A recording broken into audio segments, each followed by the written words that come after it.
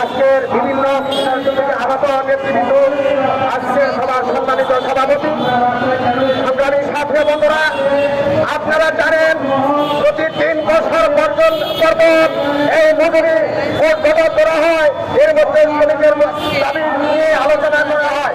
কিন্তু দুঃখের বিষয় আজ পর্যন্ত এই সরকার শ্রমিকের দাবির জন্য এবং বেতন বৃদ্ধির জন্য কোন আলোচনাই করছে না।